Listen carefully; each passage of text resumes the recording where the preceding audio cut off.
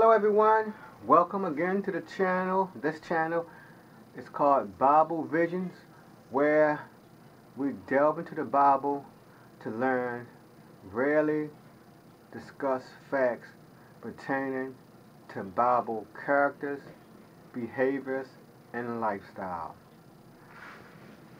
The version of preference that I use on this channel is the King James Version of the Bible. All of the scriptures that I will be presenting come from this Bible, and you all see I actually have a physical Bible in my hand that I read. I don't read it daily. When I was in my early teens and 20s, I used to read the Bible every day. But over time, I guess the human condition took over, and I read it at least twice or 3 times a week. But when I was younger, in my teens, early 20s, I used to consume the Bible, consume it. Read it many hours a day, especially when I was growing up, especially when I had my summers off. I would consume the Bible, listen to, CBN, CNN, all them Christian stations. But, like I said, you see, I'm a person who actually read the Bible. I just don't quote a lot of scriptures without actually reading it. I read the Bible many times over in my brief lifetime. So the title for the day is something that we never hear about: the intelligent individuals in the Bible. God is a very intelligent God. He made everything. He made us. He made the universe. He made the animals. He made the oceans. He made the heavens. He's extremely intelligent, but he don't brag about his intelligence. He may say, "I'm the Lord your God who made so-and-so and so-and-so," but he don't go around bragging about himself in every last book of the Bible. He don't. And a lot of the people who he dealt with, there was very smart, intelligent people. We just don't hear that. And the reason that I'm making this particular going over this particular topic is, in our churches, in our synagogues, we really encourage young people to perform at a high level academically. We rarely tell them. All my life in school, when I was making my A's and B's, etc., I never heard anyone ever tell me Jesus was a very smart young man. They never said Daniel, he was very smart. We never hear such things. So, let's begin. Alright. This is Isaiah 28, verse 9 and 10. Whom shall he teach knowledge? See? Who God going to teach knowledge to? And whom shall he make to understand doctrine? Who he's going to help understand his doctrine that he has in the Bible? Whom he going to teach knowledge to? God, he want to teach you knowledge. He want to give you the ability to understand what he wrote down in his sacred text. Them that are weaned from the milk. Okay, so to understand this, you have to be weaned from the milk. You have to be weaned from the pastor telling you everything. You have to be weaned from your mother and your father, your parents, your aunt, uncle, telling you everything about God. You have to begin to learn about God for yourself. Them that are weaned from the milk and drawn from the breast. You coming away from your mother. You coming away from your father. Your knowledge of God is growing. And here we go. For precept must be upon precept, precept upon precept, line upon line, line upon line. Here a little and there a little. We all have heard that before. To understand the Bible, God's truths, his truths are scattered throughout this whole thick book. It's scattered throughout. His return is scattered all throughout this Bible. The resurrection, scattered throughout this Bible. You have to put the pieces together to see the totality of what God's plan is about when he's going to return to this earth to take over and rule as the king of this little planet. Genesis chapter 2, verse 20.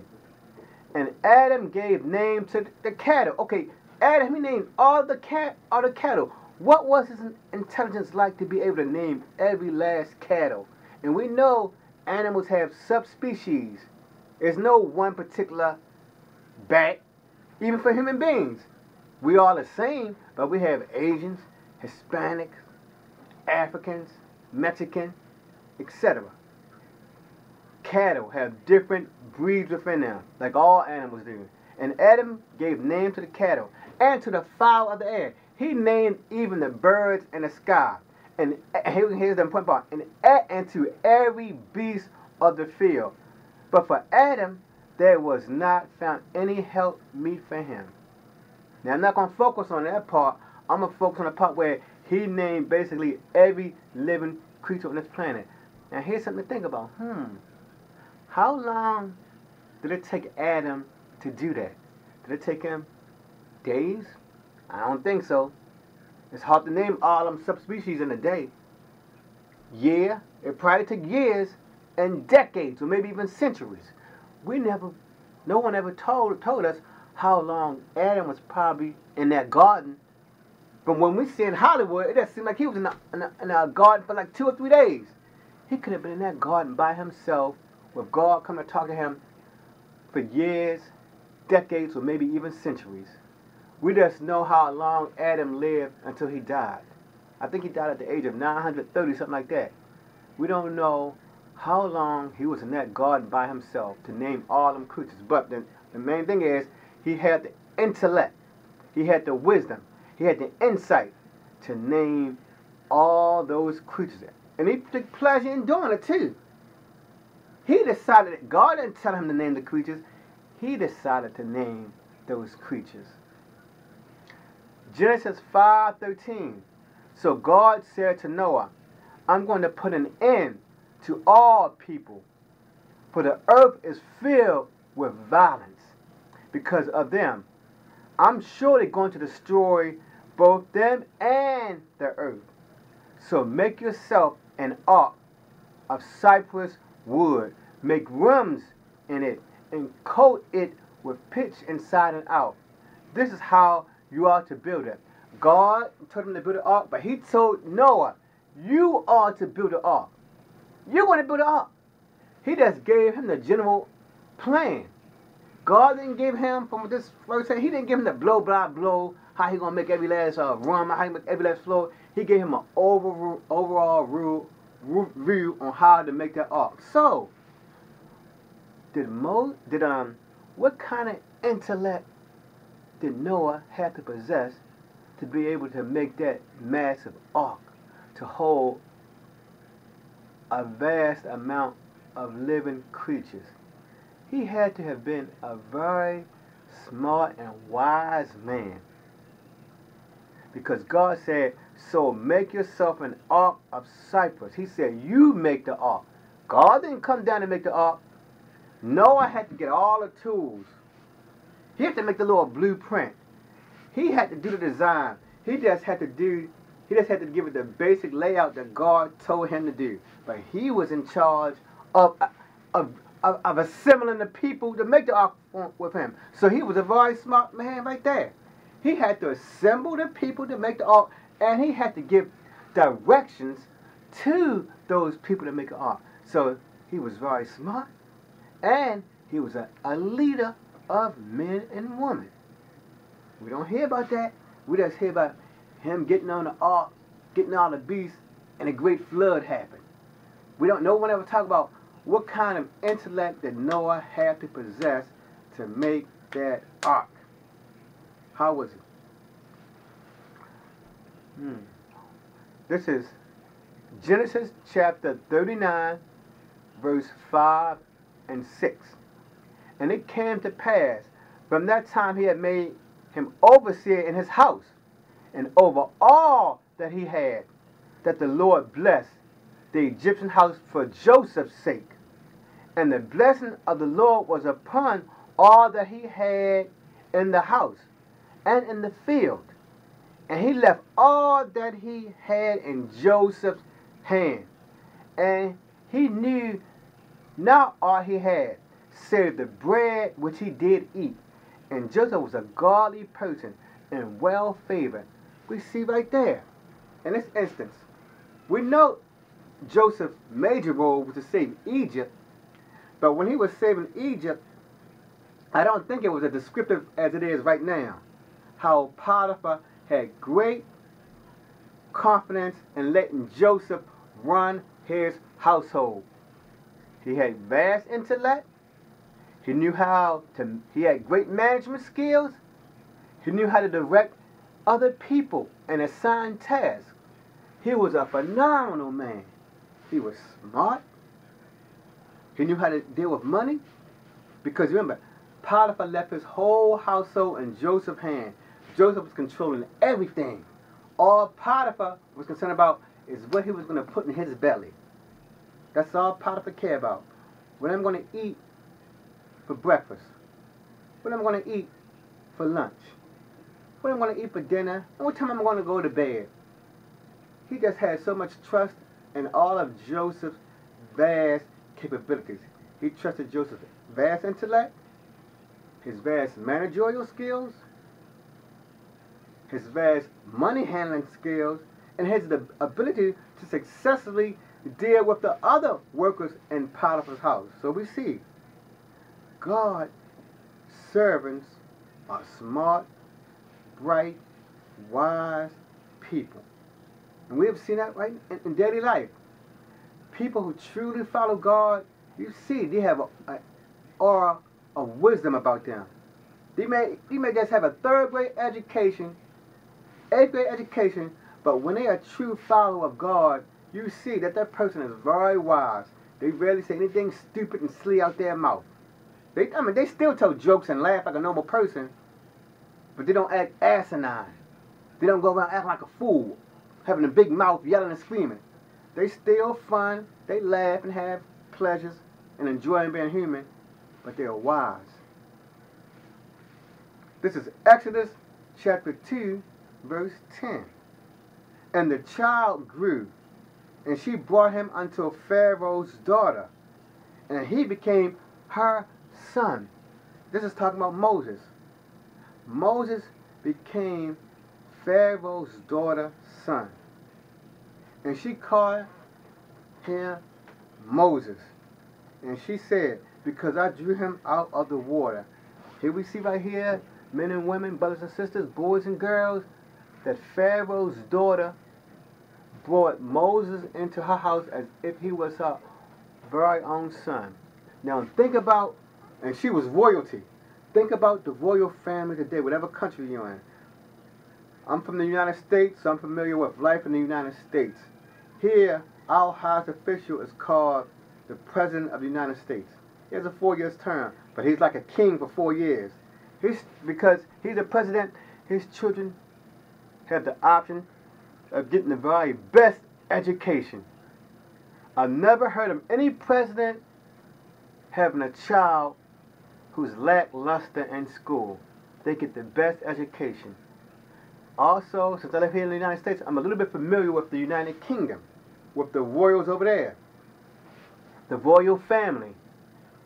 When the late Princess Diana's sons grew up in her household, they had the very best education that money could buy. They attended the most elite school. They had the most elite teacher. I don't know if they attend school or public school or not, but if they did attend public school, I guarantee you it was the most renowned public school. If they didn't have public schools, they had private tutors to come in or teachers to come in and teach them all their subjects. But the point is, when you're born in a house of royalty, you will have the potential to have a great intellect, like Moses did. Because Moses, he led the children of Israel out of Egypt. He had to organize them how he was going to get them out of there. Now, I know later in the Bible, when Moses became tired of bearing that vast weight of handling all the issues and their concerns, his father-in-law told him, hey, look, choose some trusted men and women who you can designate as leaders in your place. And that show right there, Moses' father-in-law had great intellect and wisdom. He told Moses to divvy up, and you know, like the rulership. Don't bear the weight of these millions of people. But Moses, he did it for a good while, because when he was raised in Pharaoh's daughter's house, he was taught how to be a ruler. He knew mathematics, because the Egyptians, it was one of the most advanced cultures at that time, and even to this day. To this day right here, many historians and scholars, they don't know how the Egyptians did what they did.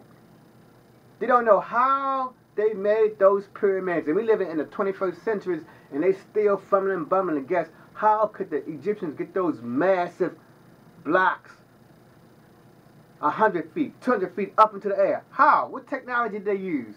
We don't know. So Moses had the best education at his disposal. And he was a great leader. Now the Bible says he did have a stuttering problem. He did stutter, but when you stutter, that still doesn't affect the operation of your mind. You just have a speech impediment. Moses, he still had a sharp brain. And he was a strong man too, because he could that Egyptian. So he was not weak. He knew the art of combat. So he was very intelligent. He knew how to manage people. He knew about the art of war, because he was a fighter. And, like I said, he knew how to handle people successfully. But his brother Aaron was his voice, because he did have that speech impediment. Alright, so this is Joshua 1 verse 8. This book of the law shall not depart out of thy mouth. You see that? God saying, I want you to read. Read. This book of the law shall not depart out thy mouth. You read and you recite these words to yourself. But thou shalt meditate. You want to think on these. Think of the rules in this book. Think on these laws. Think on what I've said. But thou shalt meditate on them therein day and night. So you constantly read. You constantly study. You constantly think about the precepts that I gave you. That thou mayest observe to do according to all that is written therein. It was written. Nobody had to speak it to him. God's dictate was written by Moses. Again, that's showing you Moses' intelligence. He knew how to write. The Egyptians knew how to write. For then thou shalt make thy way prosperous, and then shalt have good success. Recapping, he told Joshua to meditate on those laws day and night, constantly think, have an active mind, you think on them. You study these laws. You study what I gave. You read. You read, you meditate, and you do them. Alright. 1 Samuel chapter 16, verse 23. And it came to pass, when the evil spirit from God was upon Saul, that David took an harp and played with his hands. So Saul was refreshed and was well, and the evil spirit departed from him. Now, David, he was a great leader too. He was a great military man. He was a great strategic leader. But here it's showing you his musical skills. David was a musician. He knew music. He played the harp. That's showing you his intelligence. He wasn't beating on no sticks on the ground. He wasn't chopping no sticks. He was playing a professional level, orchestra level piece of equipment. The harp. So you see right here, even in addition to intellect, managing people in the Bible had good musical skills. They can play musical instruments like King David. He played the harp. He played it so well that he cooled down the savage spirit that was tormenting King Saul. So that means he was playing music that touched Saul's soul. The music David played was soothing. It was harmonious. It was beautiful, and it touched Saul's soul, that it lessened the impact that that evil spirit had on him. That was David's one of his major contributions to Saul. He was able to calm the savage nature, the savage beast that plagued Saul's tortured soul. Alright, this is Luke chapter 2, verse 46 and 52. After 3 days, they found him in the temple courts, sitting among the teachers. Who can this be? This talking about Jesus here. He's a young child, 12 years old, I believe. But he's sitting among the teachers, listening to them, not running his mouth, blah, blah, blah, blah, blah, not doing a bunch of talking, not being ignorant, not being disobedient. No, he was sitting and he was listening. Like God told Joshua, he was meditating on their words. That's what Jesus was doing. Sitting, listening, meditating, and asking them questions. He was a perfect idea student. He was able to sit in his seat, not run around, acting like a fool. He was able to sit there. He was able to listen to his teachers. And he asked engaging questions. And asking them questions. Everyone who heard him was amazed. That's showing his vast intellect. He was sitting there with learned men. In this era, if Jesus was here today, he would have been sitting with college professors and PhDs. He would have been listening to the PhDs, asking them questions. Everyone who heard him was amazed at his understanding. You see that? His intellect? He was understanding. Everyone who heard him was amazed at his understanding and his answers. When his parents saw him, they were astonished. His mother said to him, "Son, why have you treated us like this? Your father and I have been anxiously searching for you." And Jesus grew in wisdom. He grew in wisdom, in stature, and in favor with God and man. Now this is coming from Acts chapter 22, verse 3. This is about the Apostle Paul. "I am a Jew born in Tarshish of Sicily, but brought up in this city, educated under Gamaliel, strictly according to the law of our fathers, being zealous for God, just as you all are today." Paul right here admitting he was a highly educated man, a wise man. He knew the law thoroughly. He was zealous for the law. Now, brothers and sisters, I left off something on there because I wanted to go over something about Daniel, how intelligent he was. So let me look in my book, look in this Bible, and read about Daniel. So hang tight for a minute. Let me go to Daniel. I'm in the book of Daniel right now. Let me go to Daniel chapter 1. So I'm sorry, but I didn't get the chance to prepare that on my tablet. That was in a little hurry. So hang tight. Let's go over. Let's find about Daniel. I'm flipping through the book of Daniel right now. But we see already how many wise men, how many brilliant men there were, and women. Now I'm sorry, ladies, I didn't include the women, but there was a lot of wise and smart women in that Bible too. I just stuck to the men because they did forefront. We usually talk about them, but they're like Ruth, the woman Ruth. She was wise, she was smart. Rahab, she showed her intelligence by saving her family. So it just wasn't men who were smart. All right, here we go. This is Daniel chapter 1. I'm sorry, verse 5. "The king assigned them a daily portion of the food that the king ate, and of the wine that he drank. They were to be educated for 3 years by the king of Babylon." They were to be educated for 3 years. They were to be educated for 3 years, and at the end of that time, they were to stand before the king. Among these were Daniel, Hananiah, Mishael, and Azariah the tribe. And the chief of the eunuchs gave them names. Daniel he called Belshazzar, Hananiah he called Shadrach, Mishael he called Meshach, and he called Abednego. Now let me keep looking. Hang on tight, people. I want to find some more about that. Alright.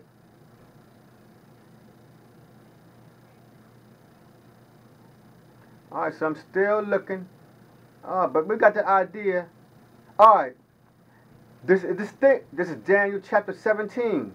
"As for these 4 youth, God gave..." This is the important part.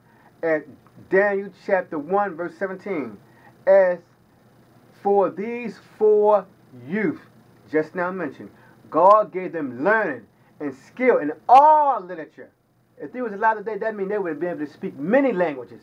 They would have been able to read many languages. God that gave them learning and skill in all literature and wisdom. They was very bright and wise. And Daniel had understanding in all visions and dreams. So we see right there, they was skilled at literature and they was highly educated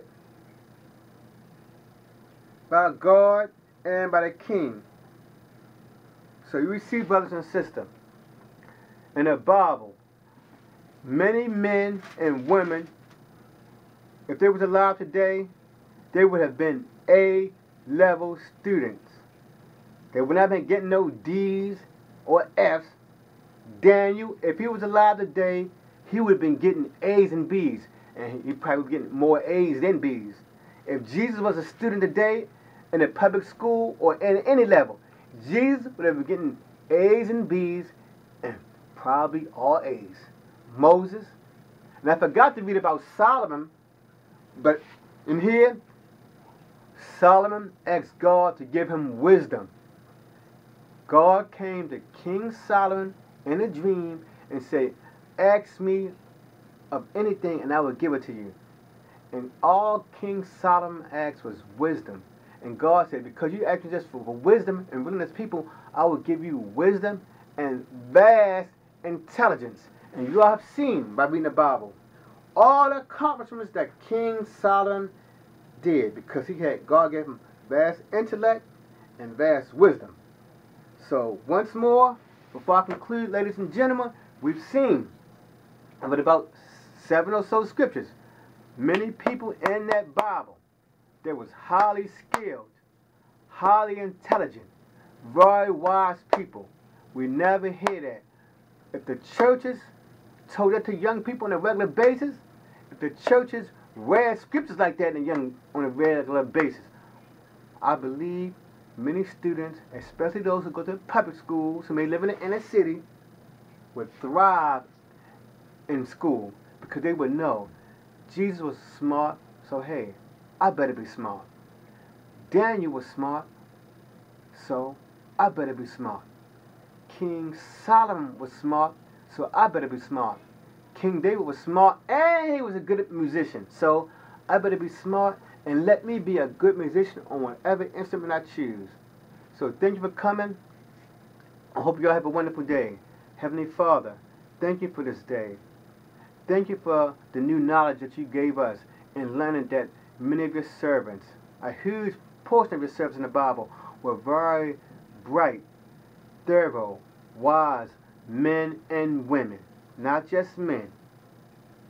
Women in the Bible played a predominant role. They were smart and wise too. If your servants was alive today, here in America, Europe, or wherever on this planet of yours, they would have been phenomenal students in school. Like your son Jesus. When he was being taught, he listened. He meditated. And he asked questions. And I'm sure all your servants in the Bible had the same characteristics as Jesus when they was learning. Thank you.